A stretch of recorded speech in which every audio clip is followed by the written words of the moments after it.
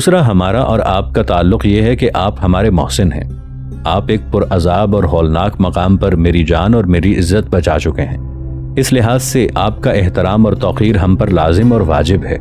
کیا آپ مجھے اجازت دیں گے کہ میں آپ کے گھوڑے کی باگ پکڑ کر اپنے گھر لے چلوں؟ یسوتائی نے ایک بار غور سے نوعمر اور حسین قرطینہ کی طرف دیکھا، پھر اس نے اطمینان اور سکون سے کہا، میں تم سے خفا اور ناراض نہیں ہوں۔ جن حالات میں تم نے میرے ساتھ وہ سلوک کیا وہ خلاف توقع نہیں تھا۔ یسوتائی کے ان الفاظ پر قرطینہ کی حالت ایسے ہو گئی جیسے انتہائی مایوسی اور ابتلا کی حالت میں اس کے جسم کو سکون و قرار مل گیا ہو۔ خوشیوں اور چاہتوں کے ان گنت رنگ اس کے چہرے پر رقص کرنے لگے۔ اس بار قرطینہ نے چہکتے ہوئے کہا، ایسی گفتگو کر کے آپ نے سارے حجاب، ساری غلط فہمیاں دور کر دی ہیں، اب چلیں گھر۔ اس کے ساتھ ہی قرطینہ نے اس کے گھوڑے کی باگ پکڑی اور گھر کی طرف چل دی۔ یسوتائی، تکدار اور سنجار بھی دکان کا سامان اٹھا کر اس کے ساتھ ہو لیے۔ قرطینہ نے یسوتائی کے گھوڑے کو صحن میں اس جگہ باندھ دیا جہاں ان کا اپنا گھوڑا بندھا ہوا تھا، اور پھر دونوں گھوڑوں کے آگے اس نے چارہ ڈال دیا۔ دکان کا سامان صحن میں ہی رکھ کر سنجار یسوتائی کو لے کر مہمان خانے میں داخل ہوا۔ کمرے کے آتش دان میں آگ روشن تھی۔ وہ دونوں آتش دان کے سامنے بیٹھ گئے۔ ان دونوں کے ایک طرف سنجار کی بیوی تکدار بیٹھ گئی۔ اتنے میں قرطینہ مہمان خانے کے دروازے پر نمودار ہوئی اور یسوتائی کی طرف دیکھتے ہوئے اس نے پوچھا، میں نے آپ کے گھوڑے کا دہانہ اتار دیا ہے، کیا اس کی زین بھی اتار دوں؟ یسوتائی نے قرطینہ کی جانب دیکھا اور کہا، میں ابھی تھوڑی دیر تک یہاں سے ٹنکوان شہر کی طرف کوچ کر جاؤں گا، اس لیے گھوڑے کی زین اتارنے کی ضرورت نہیں ہے۔ قرطینہ خاموش رہی اور پھر آگے بڑھ کر اپنی ماں کے پاس آ کر بیٹھ گئی۔ باہر اب سورج غروب ہو گیا تھا اور فضاؤں کے اندر تاریکیاں ہر طرف رقص کرنے لگی تھی۔ کمرے میں چند ثانیوں تک خاموشی رہی، پھر سنجار نے یسوتائی کی طرف دیکھ کر کہا، پچھلی مرتبہ جب تم آئے تھے تو تم نے ایک شخص منتاش اور میرے بیٹے احمد کے قتل کا ذکر کر کے ہم سے کچھ جاننے کی کوشش کی تھی، لیکن اس وقت قرطینہ نے حماقت کی اور خفا ہو کر تمہیں گھر سے نکال دیا۔ اصل میں قرطینہ کو یقین تھا کہ منگول مسلمان نہیں ہے، لہٰذا وہ اس موضوع پر تم سے کوئی گفتگو نہیں کرنا چاہتی تھی، بلکہ میں یہ کہوں گا کہ ایک غیر مسلم کا یوں ہمارے گھر میں بیٹھ کر اس موضوع پر گفتگو کرنا ہی قرطینہ کو ناگوار تھا۔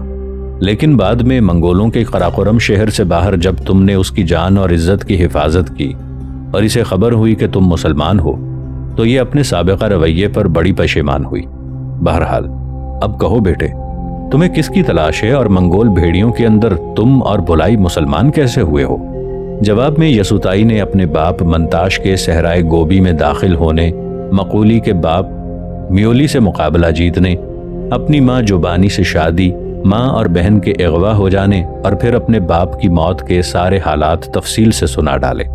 سنجار چند ثانیوں تک گردن جھکائے سوچتا رہا، پھر اس نے غمزدہ سی آواز میں کہا، میں نہیں جانتا تمہارے باپ منتاش کی میرے بیٹے احمد سے کیسے واقفیت اور جان پہچان ہو گئی تھی، پر احمد ہر وقت اس کی مدد کرنے کی باتیں کرتا رہتا تھا، کیونکہ وہ کہا کرتا تھا کہ منتاش مسلمان ہے اور اس کی مدد کرنا میرا فرض ہے، لیکن ہم تینوں اس کی مخالفت کرتے تھے اور اسے سمجھاتے تھے کہ تمہارے ساتھ دھوکہ اور فریب ہو رہا ہے۔ منتاش مسلمان نہیں ہے کیونکہ وہ منگول ہے، لیکن احمد اپنی بات پر جمع رہا۔ پھر اچانک کسی ظالم نے منتاش اور احمد دونوں کو قتل کر دیا، لیکن تمہارے حالات سن کر اب ہمیں یقین ہوا کہ منتاش مسلمان تھا اور یہ کہ احمد سچائی پر تھا۔ کاش ہم تینوں کو اس وقت اس حقیقت کا علم ہوتا تو ہم سب مل کر اس کی مدد ضرور کرتے۔ اصل میں منتاش کو اپنی بیٹی اور تمہاری بہن یشبا سے متعلق اطلاع مل گئی تھی اور یہ اطلاع اسے احمد نے دی تھی۔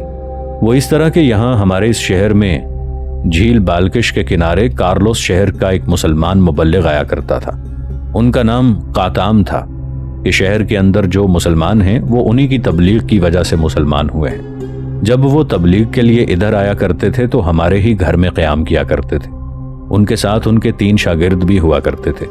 ایک مرتبہ جب وہ چاروں ہمارے گھر میں مقیم تھے اور دوسرے روز انہوں نے شہر کارلوس کی طرف کوچ کر جانا تھا، اس رات عشاء کی نماز کے وقت ایک انتہائی خوبصورت اور کمسن لڑکی بھاگتی ہوئی آئی اور منت کے انداز میں اس نے کنام سے کہا، کچھ لوگ جو یہاں کے سرکردہ ہیں مجھے اور میری ماں کو فروخت کرنا چاہتے ہیں، ہم ماں بیٹی مسلمان ہیں، ہماری مدد کریں۔ اس لڑکی نے اپنا نام یشبا اور ماں کا نام جوبانی بتایا تھا۔ ہم لوگ اس سے پوچھنا ہی چاہتے تھے کہ اس کی ماں کہاں ہے اور کون لوگ ان کو فروخت کرنا چاہتے ہیں کہ جن سے یشبا بھاگ کر آئی تھی وہ اس کا تعاقب کرتے ہوئے پہنچ گئے۔ اتفاق سے جب یشبا ہمارے گھر میں آئی تو کسی متوقع خطرے کے تحت ہم نے گھر کا دروازہ اندر سے بند کر دیا تھا۔ کنعام بھی حالات کی نزاکت کو جان گئے اور یشبا کو ساتھ لے کر اپنے ساتھیوں کے ہمراہ گھوڑوں پر سوار ہو کر گھر کے پچھواڑے کے دروازے سے نکل گئے۔ ناظرین، آگے بڑھنے سے پہلے کامنٹ سیکشن میں ہمیں اپنی آراء سے ضرور آگاہ کیجیے گا کہ آپ کو ہماری یہ سیریز کیسی لگ رہی ہے۔ میں ہوں طاہر عبید چودھری۔ آئندہ آنے والی اقساط سے باخبر رہنے کے لیے ہمارے چینل کو سبسکرائب کر لیں اور ساتھ موجود بیل آئیکن کو ضرور کلک کر لیں۔ شکریہ۔ ہم نے ذرا دیر کے بعد دروازہ کھول کر ان لوگوں سے بہانہ کر دیا کہ ہم لوگ سو رہے تھے، لہٰذا ہم سے کوئی تعرض کیے بغیر وہ لوگ چلے گئے۔ پر افسوس ہم یہ جان نہ سکے کہ وہ لوگ کون تھے، کیونکہ وہ اپنے چہرے پر نقاب ڈالے ہوئے تھے۔ دوسرے روز ہم نے دیکھا کہ اس سرائے کے سامنے شاہراہ ریشم کے پاس جو کھلا میدان ہے وہاں قاتام کے تینوں ساتھیوں کی لاشیں پڑی ہوئی تھیں۔ شاید ان نقاب پوشوں نے ان کا تعاقب کر کے انہیں جا لیا تھا۔ اب ہمارا اندازہ ہے کہ قاتام کے ان 3 ساتھیوں نے تعاقب کرنے والوں کا مقابلہ کر کے انہیں روکا ہوگا اور قاتام یشبا کے ساتھ بھاگ جانے میں کامیاب ہو گئے ہوں گے اور اب وہ ان کے پاس خیریت سے ہوگی۔ یہی بات احمد نے منتاش سے کہی تھی، جس کی پاداش میں نہ جانے کن ظالموں نے ان دونوں کو موت کے گھاٹ اتار دیا۔ یسوتائی نے یہ سب سن کر ایک دکھ اور تعصف سے کہا، کاش یہ بھی پتہ چل جاتا کہ یہاں سینان شہر میں وہ کون ہے جو میری ماں اور بہن کو فروخت کرنا چاہتا تھا، تب میں ابھی اور اسی وقت اس سے نمٹ لیتا۔ میں یہ تو جانتا ہوں کہ میرے باپ منتاش اور احمد کو کس نے قتل کیا تھا۔ وہ شینسی شہر کے بدماش تھے جن کی تعداد 17 کے قریب تھی اور میں ان سب کو قتل کر چکا ہوں۔ انہوں نے میری ماں اور بہن کے متعلق تفصیل بتائی تھی، لیکن وہ ایسی واضح اور صحیح نہیں تھی جیسی آپ نے مجھ سے کہی ہے۔ شاید ان لوگوں نے مجھے سنی سنائی باتیں کہی ہوں گی یا اپنے مطلب کی خاطر انہوں نے کچھ حقیقتوں پر سے پردہ نہیں اٹھایا ہوگا۔ یہ جو تھوڑی دیر قبل 6 مسلح جوان سرائے کے سامنے مجھ سے ٹکرائے ہیں وہ مجھ سے انہی 13 بدماشوں کا بدلہ لینے آئے تھے جو میرے ہاتھوں مارے گئے تھے۔ انہیں بھیجنے والا شینسی کی ایک سرائے کا مالک تمان ہے اور میں واپس جاتے ہوئے اس سے بھی نمٹتا جاؤں گا تاکہ وہ پھر کسی موقع پر میرے لیے مزید دشواریاں کھڑی نہ کرے۔ سنجار نے پوچھا، اب تمہارا کیا لاہ عمل ہے بیٹے؟ یسوتائی نے سوچنے کے انداز میں کہا، اول تو میں آپ کا ممنون ہوں کہ آپ نے مجھے حقیقت پر مبنی یہ حالات سنائے ہیں۔ اس سے اب مختلف کڑیاں آسانی سے ایک دوسرے کے ساتھ مل جائیں گی۔ اب میں یہاں سے ٹنکمان شہر کی طرف جاؤں گا۔ وہاں کا موری نام کا ایک رئیس ہے، وہ بھی اس قصے میں ملوث ہے۔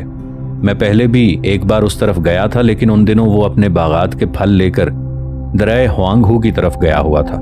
اب وہ وہاں سے لوٹ چکا ہوگا، لہٰذا مجھے امید ہے کہ میں اس سے بہت کچھ حاصل کرنے میں کامیاب ہو جاؤں گا۔ اس طرح میں ان واقعات کے آخری مجرموں پر ہاتھ ڈال سکوں گا۔ حسین قرطینہ نے اپنا خدشہ ظاہر کیا، کیا کاموری کی طرف آپ کا یوں تنہا جانا آپ کے لیے خطرے کا باعث نہ ہوگا؟ اگر آپ کے کچھ ساتھی بھی ہیں تو انہیں آپ اپنے ساتھ لے آئے ہوتے، اس طرح آپ کا کام سہل اور آسان ہو جاتا اور آپ کو نسبتاً کم خطرات کا سامنا ہوتا۔ یسوتائی نے ایک عزم اور استقلال سے کہا، اللہ کے علاوہ میرا کوئی ساتھی اور حمایت کرنے والا نہیں ہے، وہی میرا سب سے بڑا اور بہترین کارساز اور کارگر ہے۔ میں اسی کے بھروسے پر اکیلا ہی دشمنوں کے مقابلے پر نکلا ہوں اور میں اپنے رب کا ممنون ہوں کہ اس نے ہر ضرورت کے وقت مجھے کامیاب اور کامران رکھا۔ میں اب یہاں سے ٹنکوان کی طرف کوچ کروں گا۔ سنجار نے پدرانہ شفقت سے کہا، ٹنکوان شہر میں جو بھی حالات تمہیں پیش آئیں واپس جاتے ہوئے مجھے ضرور بتا کر جانا۔ پھر اس نے قرطینہ کو مخاطب کیا، قرطینہ میری بیٹی، کھانا لگاؤ تاکہ یسوتائی کھانے کے بعد کوچ کر سکے۔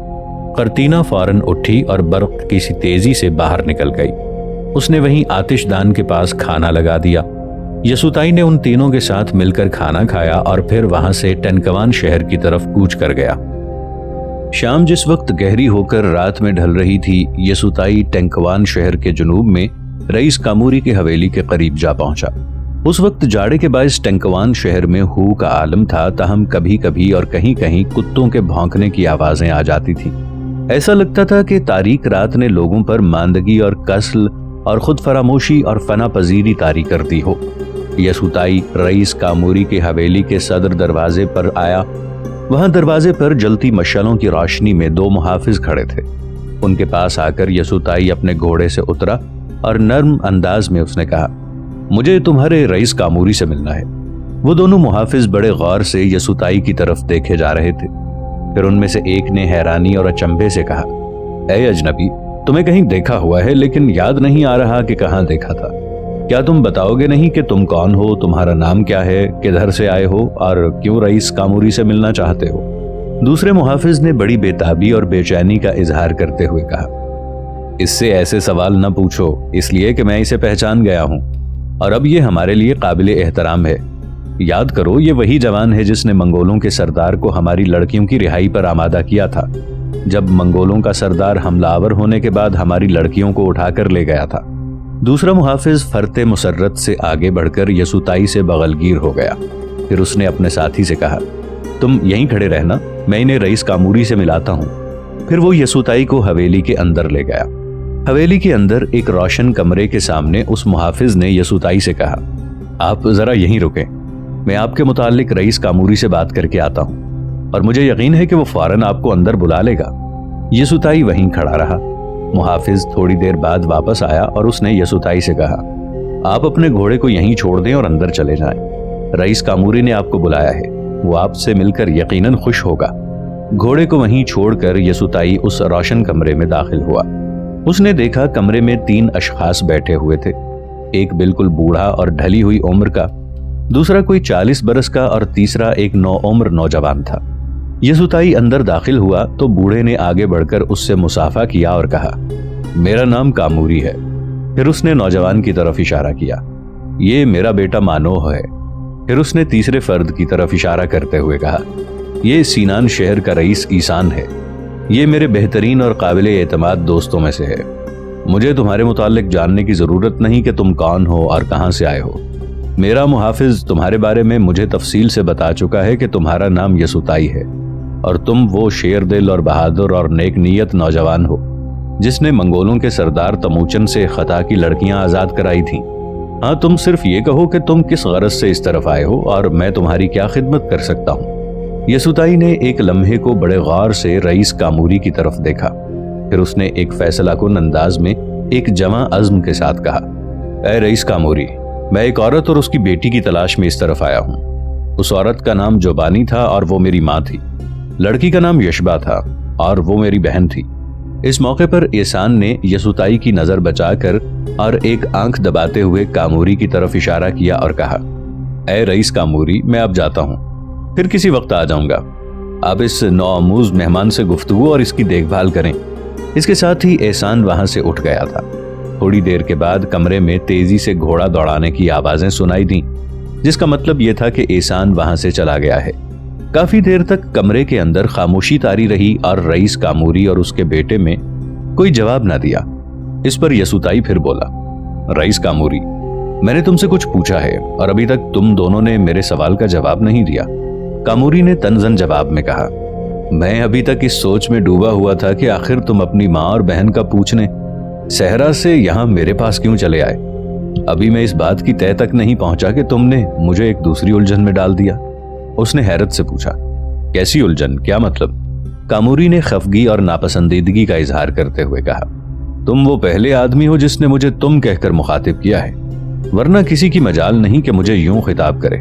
یسوتائی نے اپنا ہاتھ اپنی تلوار کے دستے پر مضبوطی سے جماتے ہوئے کہا، میں مجرموں کے ساتھ اسی انداز میں بات کرتا ہوں۔ رئیس کاموری کا بیٹا یسوتائی کے ان الفاظ پر تڑپ اٹھا۔ اس نے فوراً اپنی تلوار کھینچی اور اپنی جگہ پر کھڑا ہو کر بولا، تو کیا تم ہمیں مجرم سمجھتے ہو؟ ہم پر ایسا الزام لگانے والا اور ہمیں ایسی گفتگو کرنے والا یہاں سے بچ کر نہیں جا سکتا۔ یسوتائی نے بھی فی الفور اپنی تلوار کھینچ لی اور پشت پر لٹکتی ہوئی ڈھال بھی اتار کر ہاتھ میں لے لی۔ پھر اس نے اہرمن کے چنگھاڑتے طبل و دف جیسی بلند آواز میں کہا، اے کاموری کے بیٹے، فرعون نہ بنو اور اپنی جگہ پر بیٹھے رہو تا وقت کہ میرے اور تمہارے باپ کے درمیان یہ گفتگو کسی انجام کو نہ پہنچ جائے۔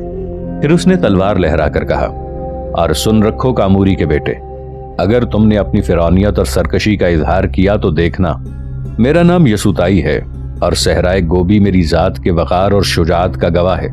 مجھے مجبور نہ کرو کہ میں تمہارے خلاف اٹھوں اور اس کمرے میں تمہارے باپ کے سامنے تمہاری آسودگی اور پہنائی اور تمہاری کاوشوں کے حصول اور امیدوں کے سارے بت توڑ دوں۔ تلوار بے نیام کر کے میرے سامنے نہ آؤ، ورنہ موت کی حقیقت اور اس کے مرگ آفرین رقص سے تمہیں ایسا آگاہ کروں گا کہ تمہاری زندگی کی حرارت و توانائی تنہائیوں کے سمندر اور قبر کی تاریکی میں بدل جائے گی، اور تم اپنی ذات کے باعث اہانت محسوس کرنے لگو گے۔ اپنی جگہ پر بیٹھ جاؤ، اور اگر میں تم سے مقابلہ کرنے کو آگے بڑھا تو تمہارے سارے ظلم و کدورت اور جنگ و نفرت کے جذبوں کو موت کی وادی میں خون بدامہ اور خون آلود کر دوں گا۔ یسوتائی خاموش ہوا تو کاموری نے اپنے بیٹے کو جھڑک کر کہا، تم سکون سے بیٹھو اور مجھے اس کے ساتھ گفتگو کرنے دو، اور جب تک میں نہ کچھ کہوں تم اٹھ کر اس کے مقابل نہیں جاؤ گے، سمجھے؟ پھر اس نے یسوتائی سے کہا، اے یسوتائی، تم بھی اپنے آپ میں رہ کر بات کرو۔ تم نے میرے بیٹے کو صرف کاموری کا بیٹا کہہ کر پکارا ہے، اور ایسی صدا ہمارے ہاں قابل سزا ہے۔ مجھے امید ہے آئندہ گفتگو میں تم محتاط رہو گے اور بات کو طول نہیں دو گے۔ اپنی تلوار اور ڈھال اپنی گود میں رکھ کر بیٹھتے ہوئے یسوتائی نے کہا، اے رئیس کاموری، تم خود بات کو طول دے رہے ہو اور معاملے کو بڑھا رہے ہو۔ سیدھی طرح بتا دو کہ وہ کون لوگ ہیں جنہوں نے میری ماں اور بہن کو اغوا کیا۔ تو نے ان دونوں کے ساتھ کیا سلوک کیا اور اب وہ دونوں کہاں ہیں؟ کاموری نے اچنبھے کا اظہار کرتے ہوئے کہا، تم تو مجھ سے یوں جواب طلبی کر رہے ہو جیسے میں واقعی اس کام میں ذاتی طور پر ملوث ہوں۔ یسوتائی نے اپنی تلوار کا مضبوط اور بھاری دستہ زور سے اس بھدی میز پر دے مارا جو اس کے اور کاموری کے سامنے پڑی تھی۔ میز ٹوٹ کر فرش پر آ رہی، ساتھ ہی اس کی زنجیروں کی شورش اور شرر کی طرح بھڑکتی ہوئی ہولناک آواز اس کمرے میں گونجی۔ ہاں ہاں، تم ذاتی طور پر اس بھیانک فعل میں ملوث ہو۔ تمہارے آدمی جو منگولوں کی سرزمین میں پھل بیچنے کی غرض سے گئے تھے وہ ان دونوں کو اٹھا لائے تھے۔ انہوں نے ان دونوں کو تمہارے سامنے پیش کیا تھا۔ تم نے جوبانی نام کی اس عورت سے جو میری ماں ہے شادی کرنے کی کوشش کی تھی، پر اس نیک اور پارسا عورت نے انکار کر دیا۔ اے درندہ خو انسان، تم نے 2 سال تک لگاتار اس امید پر اسے اپنے ہاں رکھا کہ شاید وہ شادی پر رضامند ہو جائے اور وہ یہاں سے اپنی بیٹی کو لے کر نکل بھاگی، لیکن تمہارے آدمیوں نے انہیں پکڑ لیا۔ اس کے بعد اب بتاؤ کہ وہ کہاں ہیں؟ سن رکھو کہ اس کے بعد میرا باپ جس کا نام منتاش تھا ان دونوں کی تلاش میں نکلا، اور جب اسے سینان شہر کے ایک مسلمان احمد سے میری بہن یشبا سے متعلق کچھ معلومات ملی تو اے غلیظ بھیڑیے، تو نے بھاری رقم کے عوض شینسی شہر کے بدماش کومر اور اس کے ساتھیوں کے ساتھ مل کر ان کی خدمات حاصل کی، اور انہوں نے میرے باپ منتاش اور احمد پر حملہ کر کے ان کا کام تمام کر دیا۔ اب کہو، کیا اب بھی تمہیں انکار ہے کہ تم اس کام میں ذاتی طور پر ملوث نہیں ہو؟ کیا اب بھی تم یہ کہنے کی جرت کرو گے کہ تم ان دونوں کو جانتے نہیں ہو؟ کاموری نے اپنا رویہ یکدم بدل لیا اور زخمی سانپ کے سے انداز میں اس نے یسوتائی کی طرف دیکھا۔ پھر اس نے کہا، تمہاری معلومات اس قدر مکمل اور پختہ ہیں کہ اب تمہارا مزید زندہ رہنا ہمارے لیے انتہائی خطرناک ہوگا، لہٰذا آج کی رات یہ کمرہ تمہاری مرگ گاہ بنے گا۔ اب تم یہاں ٹنکوان شہر میں گمنامی کی موت مارے جاؤ گے تو صحرائے گوبی میں کسی کو کیا خبر ہوگی کہ ان کا نامور جوان یسوتائی کدھر گیا اور کہاں مارا گیا۔ اس کے ساتھ ہی کاموری نے اپنے بیٹے مانوہ کو مخاطب کر کے کہا، مانوہ میرے بیٹے، اب تم حرکت میں آؤ اور اسی کمرے میں یسوتائی کا کام تمام کر دو۔ اب یہاں سے اس کا بچ کر نکل جانا ہمارے لیے ان گنت مسائل اور خطرات کھڑے کر دے گا۔ مانوہ نے اپنی تلوار سنبھالی اور دیوار کے ساتھ لٹکتی ایک ڈھال بھی اتار لی۔ اس نے اپنے باپ کو یقین دلاتے ہوئے قہر بھری آواز میں کہا، اے میرے باپ، اگر آپ نے مجھے روک نہ دیا ہوتا تو اب تک میں اس کا کام تمام کر چکا ہوتا۔ یہاں بیٹھ کر اس نے جس قدر گفتگو کی ہے وہ ساری بے ثمر اور ناشائستگی پر مبنی تھی اور میرے لیے قطعی طور پر ناقابل برداشت تھی۔ اب آپ دیکھیں کہ میں کس بے کسی اور بے بسی کے عالم میں اس کا کام تمام کرتا ہوں۔ اب ان بدمست منگولوں کو تلوار سے سبق سکھانا ویسے بھی ہمارا حق بنتا ہے۔ یسوتائی اپنی ڈھال اور تلوار لے کر فوراً اٹھ کھڑا ہوا۔ مانوہ نے اس پر حملہ کرنے میں پہل کر دی تھی۔ مانوہ کے وہم و گمان میں بھی نہ تھا کہ یسوتائی ایسی ہولناکی اور دہشت خیزی سے اس پر حملہ آور ہوگا۔ یسوتائی اب ایسے لگ رہا تھا جیسے وہ وقت کا بدترین قہر، ستم کی المناک داستان، آگ کا ساگر، مرگ کا کھیل اور ایک حشر کھڑا کر دے گا۔ اپنے تیز حملوں میں وہ مانوہ کو اپنے آگے آگے کسی بکری کی طرح ہانکتا ہوا دور لے گیا تھا۔ وہ یوں حملہ آور ہو رہا تھا جیسے ان گنت صدیوں کی تاریکیاں اور خوفناک شام کی المناکیاں بادلوں کی طرح ارفع و بالا ہو کر چھانے لگی ہوں۔ یسوتائی شرر کی طرح بھڑک اٹھا تھا اور یوں لگتا تھا جیسے اس کے حملوں کے پس پردہ کوئی ساحر کام کر رہا ہو۔ اس کے انداز سے صاف ظاہر تھا کہ وہ مانوہ کو خون میں نہلانے اور خاک میں لتھڑنے کا عزم کر چکا ہے۔ مانوہ پر ضربے لگاتے ہوئے اس نے ہر قاعدے اور ہر ضابطے پسے پشت ڈال دیے